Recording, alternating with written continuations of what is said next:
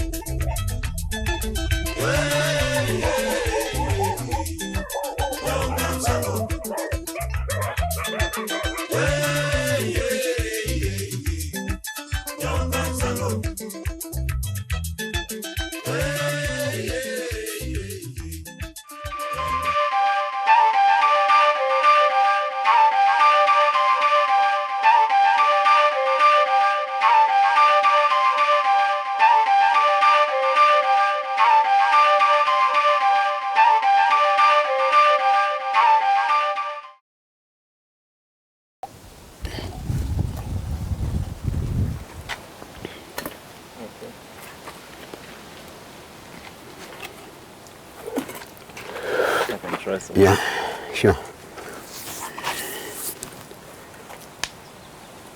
Wow. So this is from the crop, the shoboda, which I explained that this is a unique crop. It's not many. So there are no many farmers who have this seed because yeah, it was only left with one grandmother. This is nice, huh? Yeah, very nice and very tasteful. It is the natural taste. Every seed they've got its natural taste. It's just boiled. It's just boiled. That's it. There's nothing in. Nothing less. Only water and the seed. Hey. Okay. This thing is nice. This one here, the cowpea. So this is to this. This is to that. This is also just boiled. Yes, the process Same on thing. this one is the same thing, but it has got a different taste. Because that one looks like it has like some kind of peanut butter or something. Yes, that's the variety. This is the type. This. You have something like this. Okay, Yeah. It's nice. Maybe The local name? Nyemba. Nyemba. And the foreign name, cowpea.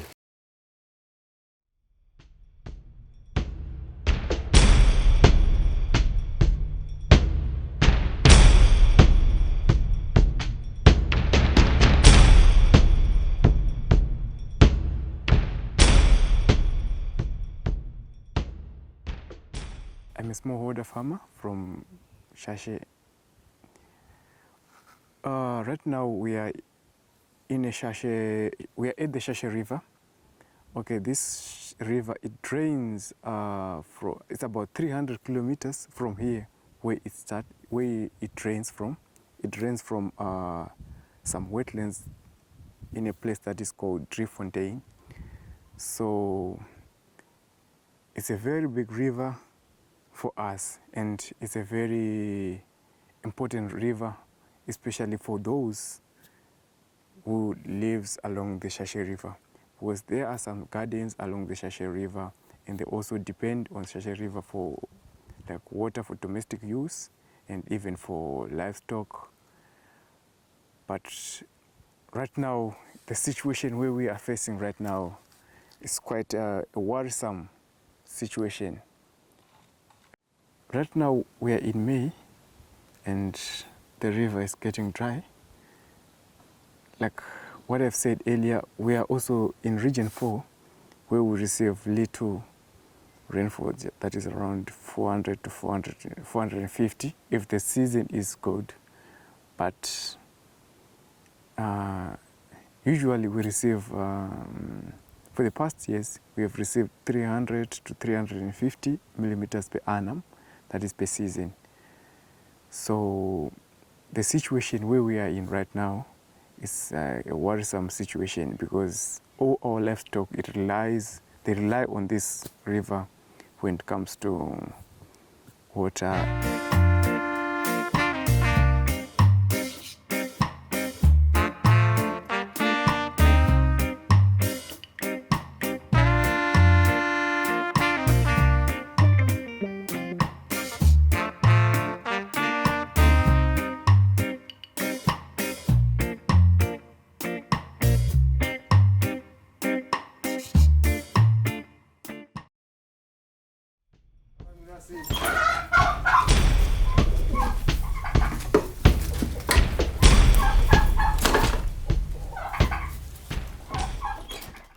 The Shashe Agroecology Farms is an area of 15,020 hectares that formerly was occupied by only 3 farmers who were able to just produce only cattle. But as you can see here, we're looking to more livestock that is coming around to indicate that the new farmers have brought some development and some new species into where only cattle ranching was. I am the national coordinator of the Zimbabwe Smallholder Organic Farmers Forum. ZIMSOF is a national rich farmers organization with 4 clusters. Where we are right now is the central cluster that is covering Masvingo and Midlands Province. Zimbabwe Smallholder Organic Farmers Forum is an organization of smallholder farmers who are predominantly occupying the rural areas. So being me here as a farmer in the central cluster is an indication that we are farmers, and all what we do is dominated by the farmers' activities.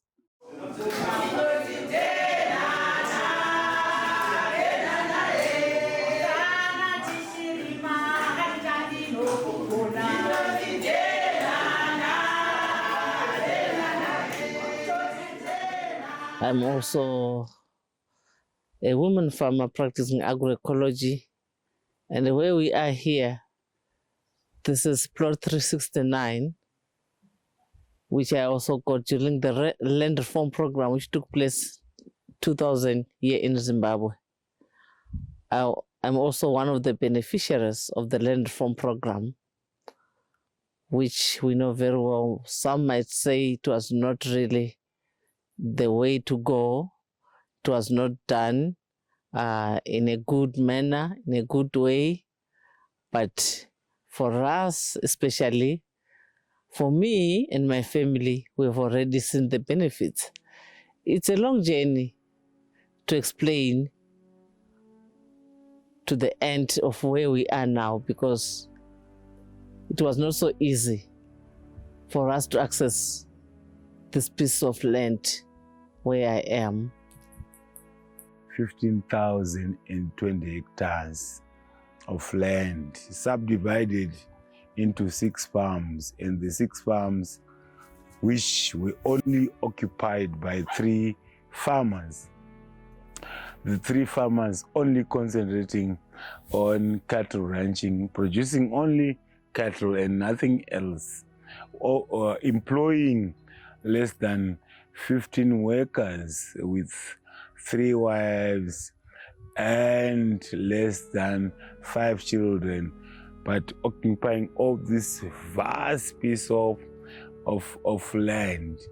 But when we came in now, we're coming from a background of endogenous thinking. What we believed is what is local, and when we thought that it is our right to occupy land, and not necessarily occupying, but to repossess our birthright, in the sense that we wanted then now to pronounce ourselves and start to practice what we thought could be issues that could then bring the livelihood of the majority of us all, those that were going in their multitude to occupying their birthright. Before then, we were staying in an area called Gokomere with my family, with my husband and kids, and I was also a member of the Association of Zimbabwe Traditional Environmental Conservationists, which was our national organization, which was also trying to revive the traditional norms and values of our culture. So in that regard, ASDREC was also working with the spirit mediums, war veterans, chiefs, and other people like myself. I was also the chairperson of ASDREC. So when we count the women who got their pieces of land during the land reform, I'm also amongst the 20% of women who got their land in their respective names. If I remember very well, when we were coming, we were staying in Gokomere, almost about 20 to 30 kilometers. I was walking on foot every day, coming to attend meetings, because if you were not present, then your name was just going to be cancelled. So I had to wake up maybe 2 a.m., walking with my 2 kids during the midnight, and arrive here maybe around 7 a.m. in the morning. After the meetings, we start our journey back. So it was a struggle for me to be able to get this piece of land. Although I'm enjoying it now, I know how much I went through. You know, sometimes coming across big, huge snakes, but they were harmless. I don't know, maybe that was the moment where we could think, okay, now our culture is working, because even the snakes knew the reasons why people were moving up and down in big forest. Then we came about to repossess our birthright and lead our processes without any government intervention, but us as farmers, because the government came in to support us, not the government leading us like it is being portrayed, yeah? But we were the leaders of that process. Then the government recognized us to take the road. There's the need for the government to implement what we call the United Nations Declaration of Peace and Rights, because this is a declaration which they also signed in New York. And it's a declaration which consists of everything the government should do, especially policy formulation processes, where they should put in place policies that protect and promote agroecology farming systems, and also policies that also allows the peasant to use their own indigenous seeds, you see.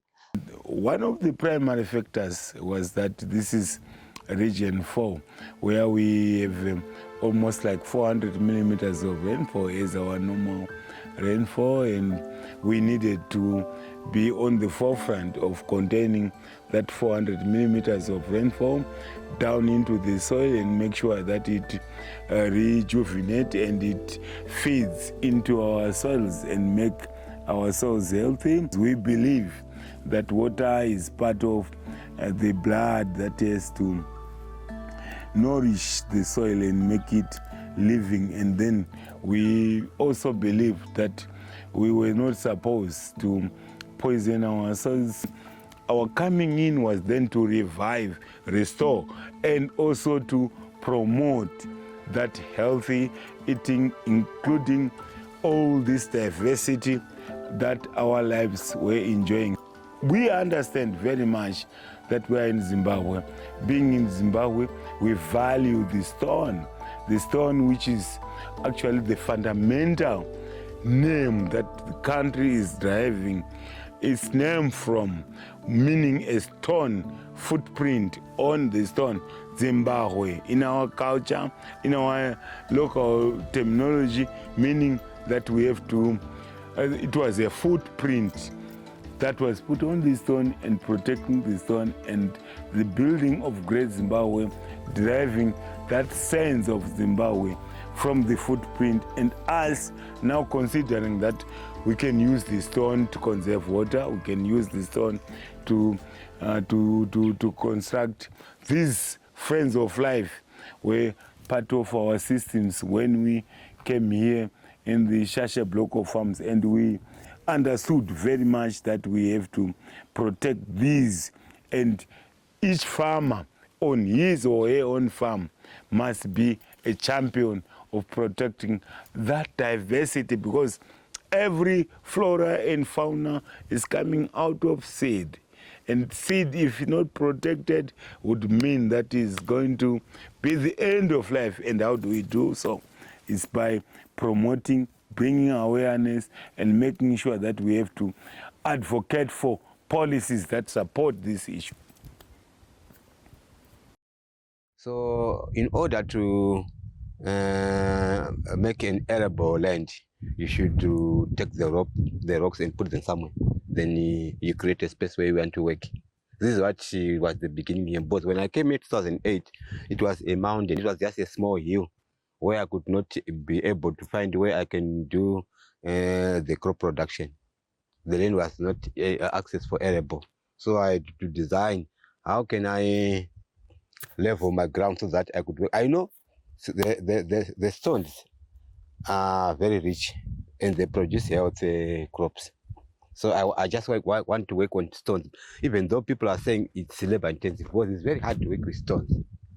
But in return, the result is positive after working hard with the stones. So that's the background of myself.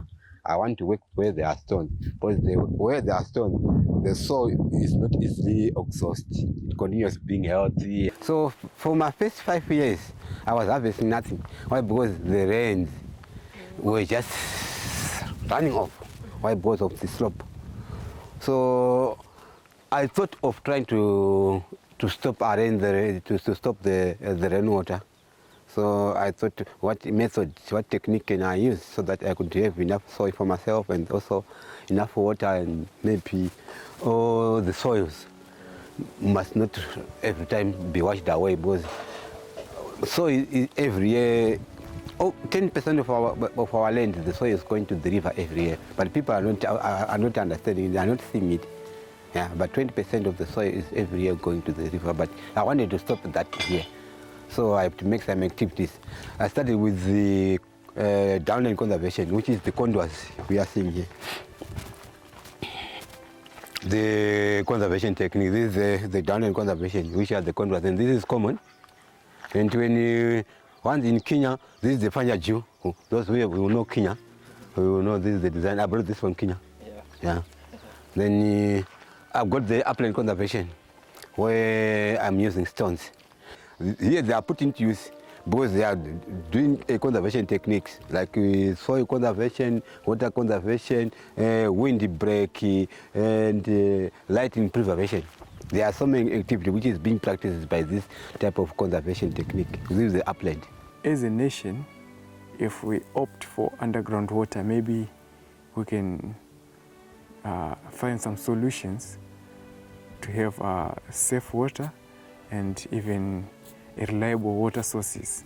Well, right now, the situation is worrisome, and I don't know, because we are now left with about 7 dry months until we get the next rains. Yeah, it's quite worrisome for us.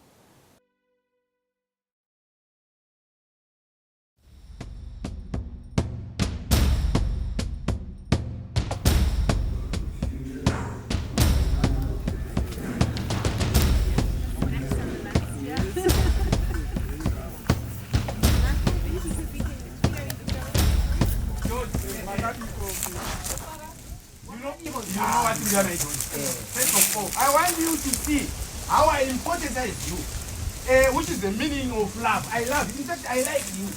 Because this is a very important person. I don't go with him at my homestead. Yeah. I pass my homestead, then I pass the other homestead, then I can't get the homestead. Because this is George here. He's an extension officer. He's got everything. He's got chemicals, very dangerous chemicals with him. He's got a variety of seeds, hybrids. Actually,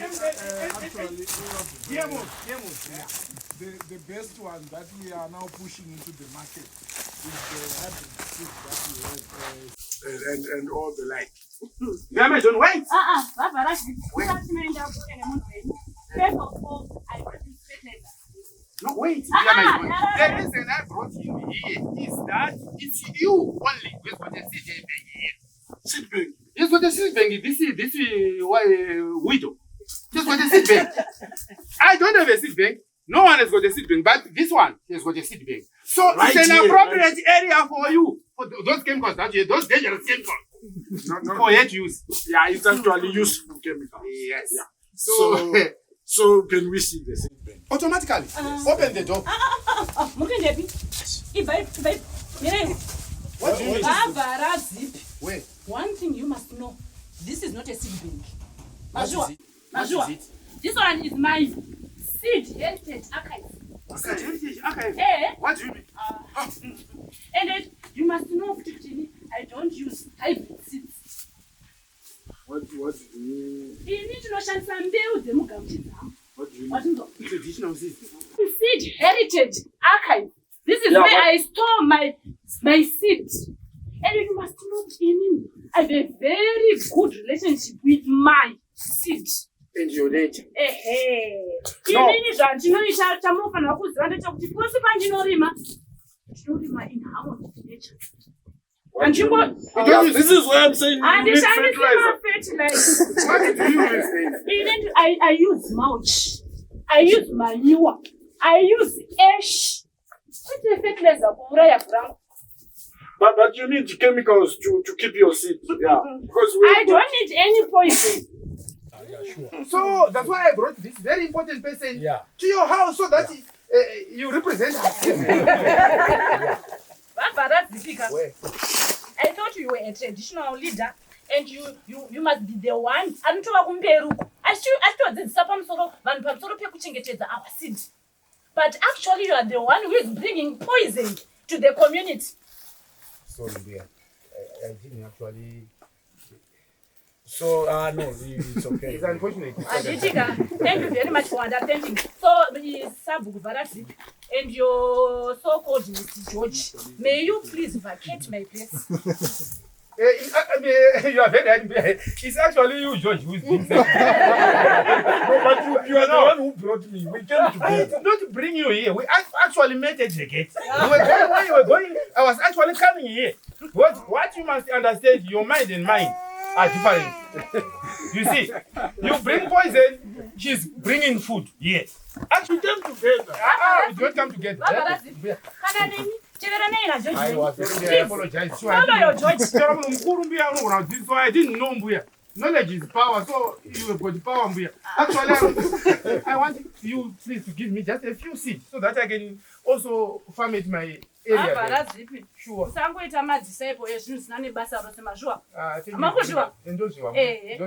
Kana iri seed muchauya kana nguva yacho yakwana noti ndichakupa mguno area. So please go.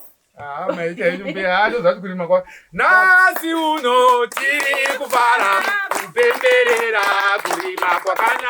Nasi uno tiri kufara kupemberera kurima kwakana. Torima mapunde kufara kupemberera kurima kwakana. Tina muchikwa tiri kufara kupemberera kurima kwakana.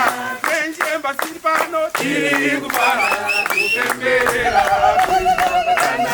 Iyuviri pano tiri kubara kupembera kuimagana. Kirele tiri pano tiri kubara kupembera kuimagana.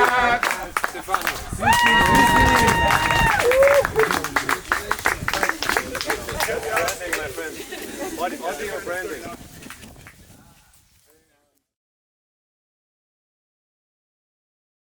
If we look the small grains, when we look at the presidential income input schemes, they are not found.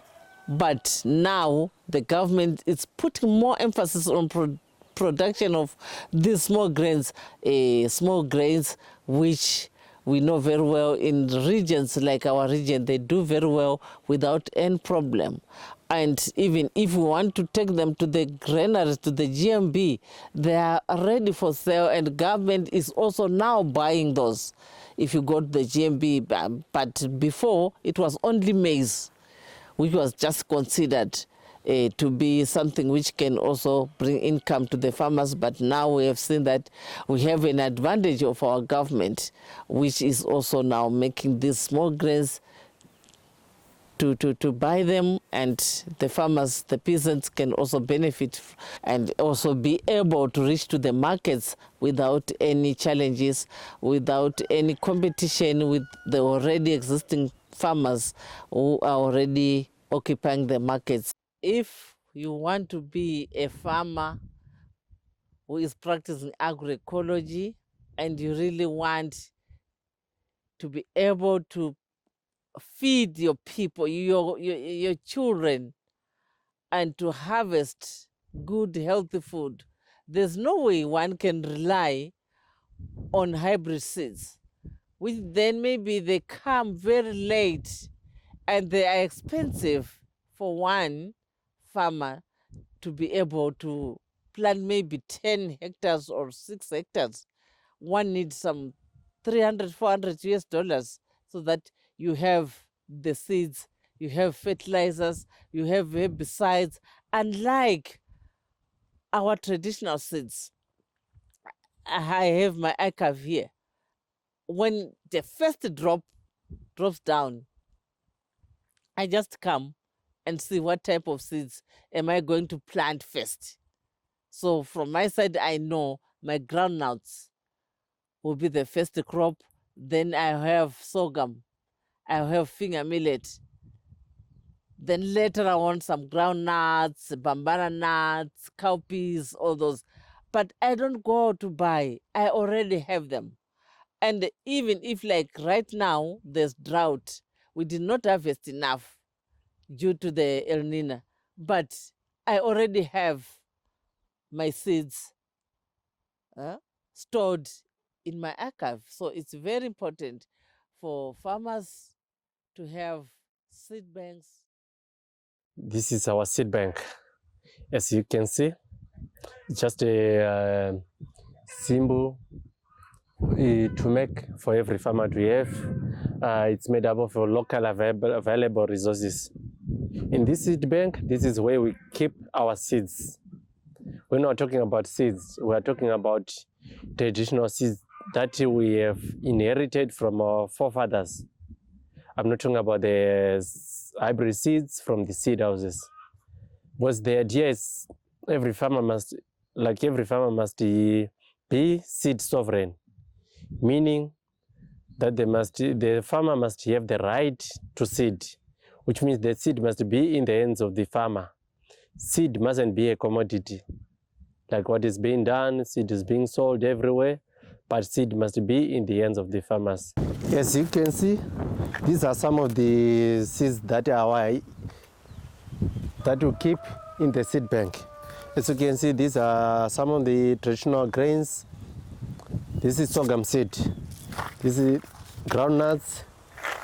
And this is the most and the special seed, the finger millet, the one which is very nutritious. This is the one which we are using to make sada, which we replaced with maize, because here we are not more focusing on maize. This is our PVS plot, meaning participatory or varied seeds. Just a demonstration plot where we want to see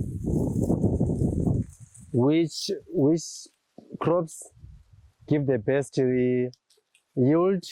We got this, it was a plot with sorghum, but we already have harvested. We had 7 varieties of sorghum. So out of 7, we found out that 4 out of 7, 4 of the sorghum varieties, they performs better in these conditions, like in this region. So we are focused in terms of yield and also taste. Here we have the rain gauge. The rain gauge is very important for every farmer to have, because if the rain gauge helps us to determine what types of crops which we have to grow. For example, we received at least 20 millimeters of water. In this area, we know with this little amount of rainfall, we can use it to grow crops such as finger millet. With 40 millimeters, sometimes we know that we have to grow crops such as maize, beans, and so on, etc. That's why we always see it important to us as farmers.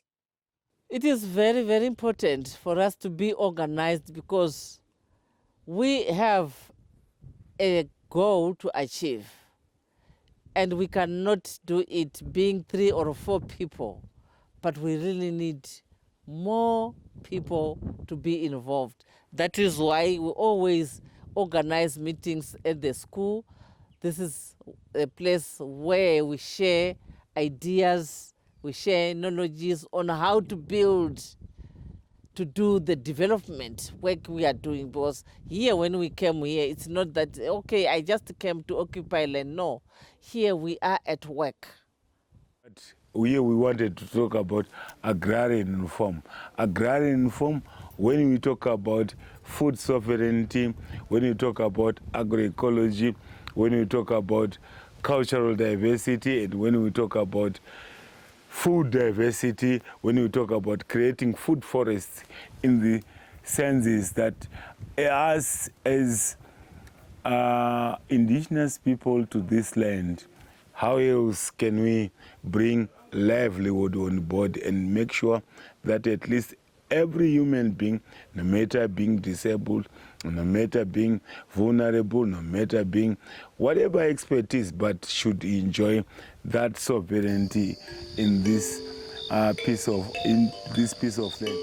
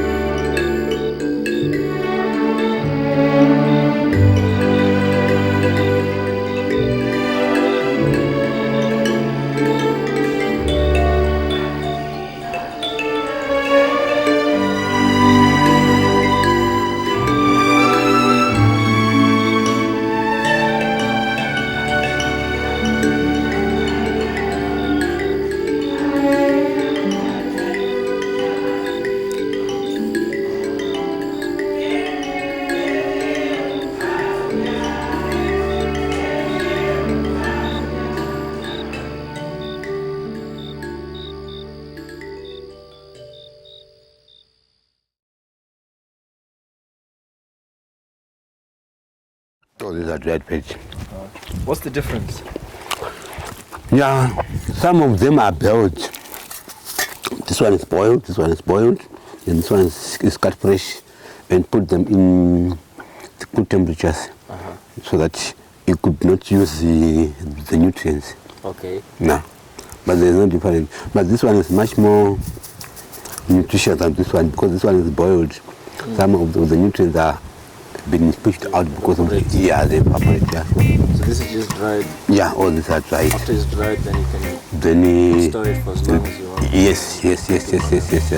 And then this is the vegetable you can use for the whole year if suppose there's no water to irrigate our gardens. But still having this, we have enough veg and it's more nutritious. When going to the hospital, the nurses could say, no, can we go and enjoy vegetables of mfushwa? This is mfushwa. Mfushwa. Yeah, I mean dried vegetables. This one? Yes, all this. Yeah. Okay. Yeah. I got this 1998, this machine, when there was no cooking oil in the shops. And then there's 1998. 98, yeah. That's when I started getting this machine. There were no cooking oil in the shops. And then the government tried to maybe to produce the manual machines. Because there were plenty of sunflower and sesame, but how to produce oil, the machine to produce oil was not there. So government had to put this effort and gave us this machine.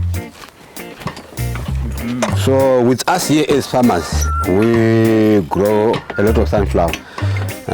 It is much more cheaper, but like this one, if you want to sell it to someone, you can just give me a bucket of whatever the variety of crops he has and then take 2 liters of oil, which is cheaper. Butter trade? In butter trade, yeah.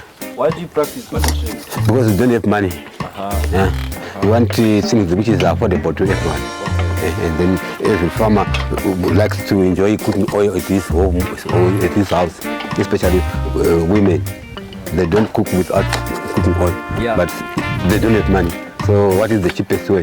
It's maybe to exchange. It's really traditional because these are things you read about in books. People used to do butter trade, but you guys are practicing it. Yes. How do you find that? How has that helped the community? It's very applicable to the community because the community doesn't have money.